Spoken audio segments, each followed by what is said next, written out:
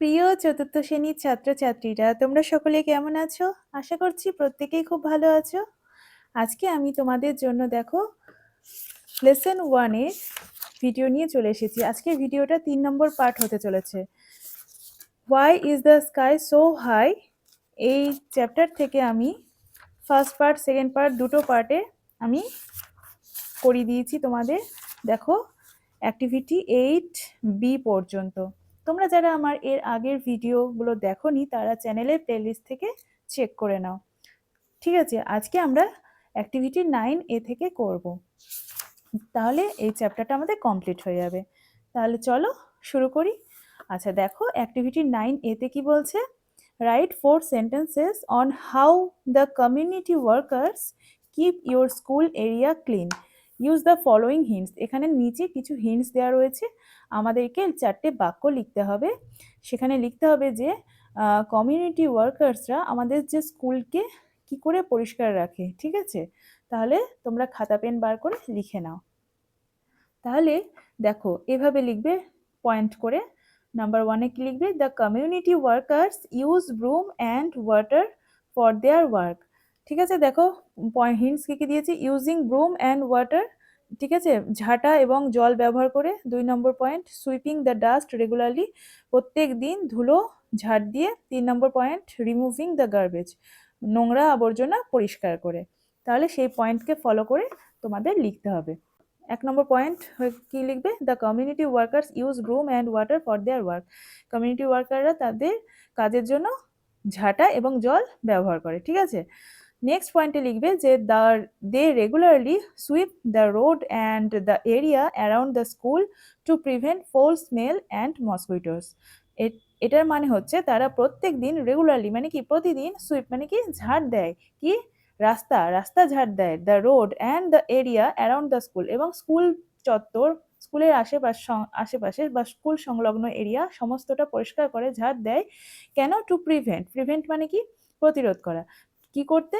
ফোল smell, দেখো ফোল smell মানে হচ্ছে দুর্গন্ধ, এটা মনে রাখবে। ফোল স্মেল মানে দুর্গন্ধ, দুর্গন্ধ দূর করতে এবং মশার যাতে উপদ্রব না হয় তার জন্য তারা প্রতিদিন পরিষ্কার রাখে। 3 নম্বর পয়েন্টে তোমরা এটা লিখবে যে they also remove the garbage daily, তারা প্রত্যেক দিন কি করে? যে নোংরা আবর্জনা সেটা পরিষ্কার করে, রিমুভ করে, দূর করে।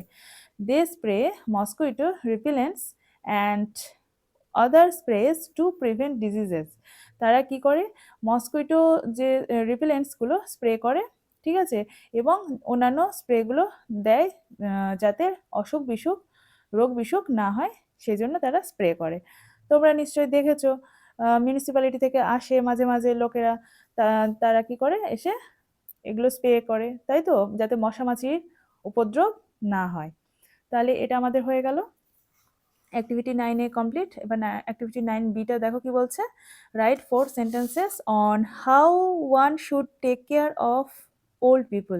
বলছে যে বৃদ্ধ মানুষদের কি করে মানে আমরা টেক কেয়ার করতে পারি, যত্ন বা পরিচর্যা করতে পারি, সেই নিয়ে আমাদের 4টে বাক্য লিখতে হবে। ইউজ দ্য ফলোয়িং হিন্টস, নিচে 3টে হিন্টস দিয়ে দিয়েছে, সেই হিন্টসগুলো আমরা ব্যবহার করে বাক্য লিখব।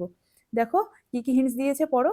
Looking after the needs of old people, দেখো যারা বৃদ্ধ মানুষ তাদেরকে দেখাশোনা করে। লুক আফটার, এটা একটা ফ্রেজাল ভার্ব, লুক আফটার মানে দেখাশোনা করা।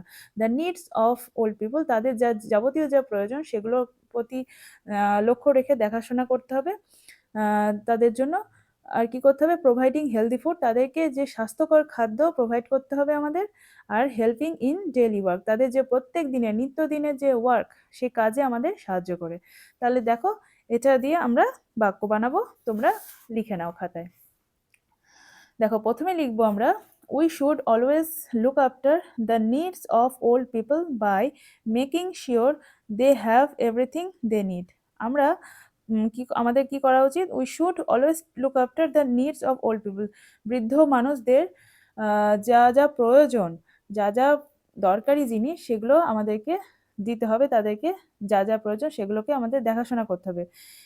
এবং এটাও নিশ্চিত করতে হবে যে তাদের যা যা প্রয়োজন, যাবতীয় যা ওষুধপত্র, খাবার, সব যা যা প্রয়োজন সবকিছু আমরা যেন তাদেরকে প্রোভাইড করছি সেটা আমাদেরকে নিশ্চিত করতে হবে এবং দেখাশোনা করতে হবে। নেক্সট পয়েন্ট এটা লিখবে যে it is important to provide healthy food to old people so they stay strong and healthy. ঠিক আছে, তাহলে এটা খুবই গুরুত্বপূর্ণ কি না তো এটা খুবই গুরুত্বপূর্ণ যে তাদেরকে যে স্বাস্থ্যকর খাদ্য প্রোভাইড করা বৃদ্ধ মানুষদের, যাতে কিনা তারা কি স্ট্রং থাকতে পারে। So they stay strong and healthy, তারা যাতে স্বাস্থ্যবান এবং স্ট্রং থাকতে পারে তার জন্য আমাদেরকে যথেষ্ট হেলদি ফুড প্রোভাইড করতে হবে। নেক্সট পয়েন্টে এটা লিখবে যে we can help by assisting them in their daily work making their task easier, যাতে তাদের কাজ যে দৈনিক প্রতিদিনের যে কাজগুলো, বৃদ্ধ মানুষ তাদের তো নিজেদের কাজ ভালো করে নিজেরা অতটা করতে পারে না, তো আমাদের করা উচিত কি তাদের কাজে সহায়তা করা, অ্যাসিস্ট করা। অ্যাসিস্ট মানে সাহায্য করা বা সহায়তা করা মানে হেল্প করা। তো তাদের কাজে দৈনিক নিত্যদিনের কাজে তাদেরকে সাহায্য করে তাদের কাজটাকে আরও ইজি করে তুলতে হবে। আর নেক্সট পয়েন্টে we should always be there for them showing kindness and respect, আমরা সবসময়তে তাদের পাশে থাকবো এবং তাদেরকে যথেষ্ট সম্মান দিব এবং তাদের প্রতি আমরা যত্নবান হব এবং তাদেরকে অবশ্যই আমরা এইভাবে টেক কেয়ার করতে পারি। ঠিক আছে, তাহলে এই 4টে পয়েন্ট তোমরা খাতায় অবশ্যই লিখে নাও, দিয়ে ভালো করে পড়ে নেবে, পড়ে নিয়ে না দেখে লিখতে হবে, তোমাদের বাড়িতে এটাই কাজ। দেখো এটা হয়ে গেল আমাদের অ্যাক্টিভিটি 9B কমপ্লিট। এবার আমরা একটা সুন্দর রাইম পড়বো, ইটস রাইম টাইম। ওকে, চলো। There was an old man, বলছে সেখানে এক বৃদ্ধ মহিলা ছিল। চলো এবার রাইমটা আমরা পড়ি। There was an old woman tossed up in a basket, বলছে সেখানে এক বৃদ্ধ মহিলা ছিল যে কিনা ঝুড়িতে বসে উপরে উঠছিল। ঠিক আছে, টস আপ মানে উপরের দিকে ওঠা। দেখো খেলাতে দেখবে অনেক সময় কি কয়েনটাকে নিয়ে এরকম করে টস করা হয়, টস খেলা মানে কি উপরের দিকে ফেলা হয়, তাহলে টস আপ মানে কি উপরের দিকে উঠছিল। ঠিক আছে, ঝুড়িতে চেপে 17 times as high as the moon, বলছে 17 গুণ দূরে, চাঁদের থেকে 17 গুণ দূরে। And where she was going, এবং সে কোথায় যাচ্ছিল। I couldn't but ask it, আমি জিজ্ঞাসা না করে থাকতে পারলাম না সে কোথায় যাচ্ছিল। For in her hand she carried a broom, যেহেতু তার হাতে একটি ঝাঁটা ছিল, মানে সে একটি ঝাঁটা নিয়ে যাচ্ছিল, ক্যারি করছিল। Old man, old man, old man said I, আমি বললাম ও বুড়িমা, ও বুড়িমা, ও বুড়িমা। ও হুইদার, ও হুইদার, ও হুইদার সো হাই, কোথায় যাচ্ছ, কোথায় যাচ্ছ, কোথায় যাচ্ছ অত উঁচুতে। To sweep the cobwebs of the sky, বলছে দেখো ঝাড় দিতে, আকাশে যে মাকড়সা জাল পড়েছে সেটা ঝাড় দিতে বা পরিষ্কার করতে আমি যাচ্ছি, বুড়িমা বলছে। And I will be with you by and by, দেখো বাই অ্যান্ড বাই মানে কি সুন মানে শীঘ্রই। ঠিক আছে, এটা একটা ইডিয়াম, বাই অ্যান্ড বাই, বলছে যে আমি খুব শীঘ্রই তোমার কাছে চলে আসব। তাই বলছে যে I will be with you by and by, আমি খুব শীঘ্রই তোমার কাছে চলে আসব। তো এই হচ্ছে রাইমস, এটা তোমরা কিন্তু ভালো করে পড়বে, মুখস্থ করে নেবে। ঠিক আছে, তাহলে there was an old man, আর একবার আমি পড়ে দিচ্ছি দেখো। There was an old man tossed up in a basket 17 times as high as the moon, and where she was going I couldn't but ask it, for in her hand she carried a broom. Old man, old man, old woman, said I, oh whither, oh whither, oh whither, so high, to sweep the cobwebs of the sky, and I'll be with you by and by. দেখো পরের পৃষ্ঠায় কি বলছে, you see some changes in the sky after rain, বলছে তুমি বৃষ্টির পরে আকাশে কিছু পরিবর্তন দেখতে পাও, তাই তো। Describe this changes to the class, তো তুমি তোমার ক্লাসে সেই পরিবর্তন কি দেখো না দেখো সেই সম্পর্কে ক্লাসে আলোচনা করতে হবে।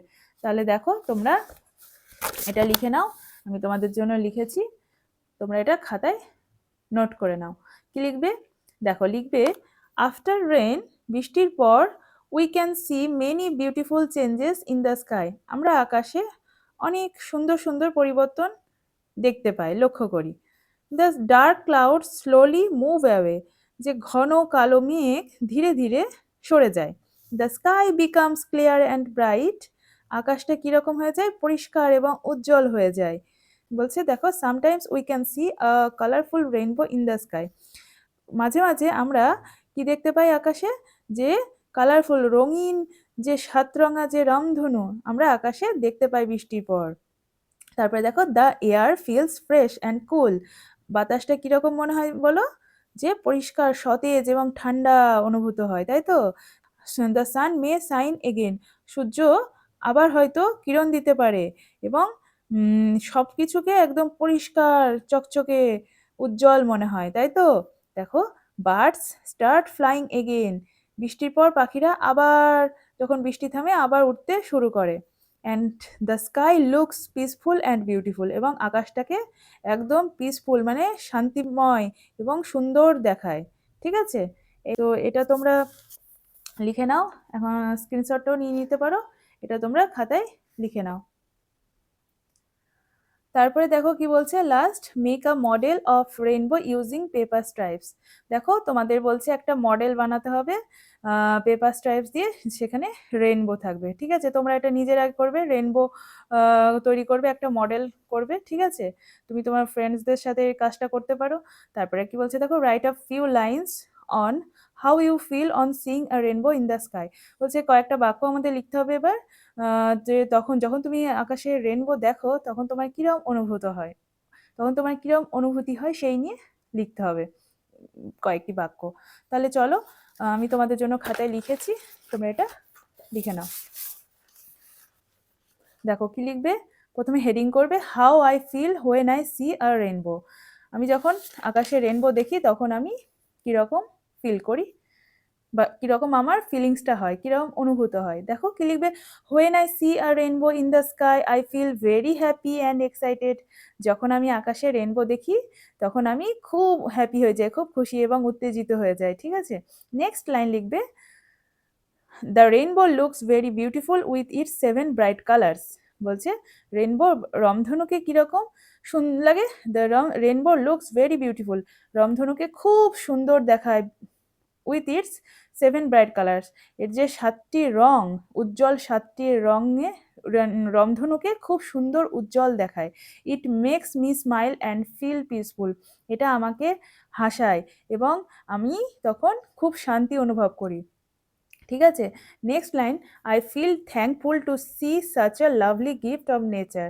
আমি তখন কৃতজ্ঞ অনুভব করি, থ্যাঙ্কফুল মানে গ্রেটফুল, আমি তখন কৃতজ্ঞ অনুভব করি মানে প্রকৃতির, নেচার মানে কি, নেচার মানে প্রকৃতি, প্রকৃতির এত সুন্দর একটি উপহার দেখে আমি নিজেকে ধন্য মনে করি।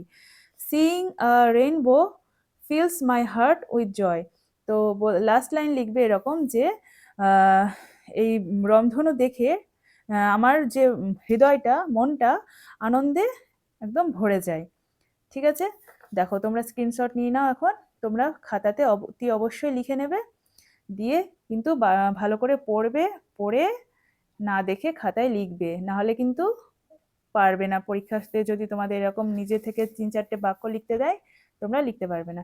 ভালো করে পড়ে নিবে, তাহলে তোমাদের কাছে এগুলো ইজি হয়ে যাবে। ঠিক আছে, আশা করছি ভিডিওটা আজকে তোমাদের খুব ভালো লেগেছে, হেল্পফুল হয়েছে। অবশ্যই ভিডিওটাকে লাইক করে দিও আর ফ্রেন্ডসদের সাথে শেয়ার করো। আর আজকে আমার চ্যানেলে তুমি নতুন হয়ে থাকলে চ্যানেলটাকে প্লিজ সাবস্ক্রাইব করে দিও, কারণ আমি আমার চ্যানেলে এরকমই ভিডিও প্রতিদিন আপলোড করি। আর এরপরের দিন আমরা লেসন 2টা পড়বো, a girl in a fair. ঠিক আছে, ভালো থেকো, সুস্থ থেকো, ভালো করে মন দিয়ে পড়াশোনা করো।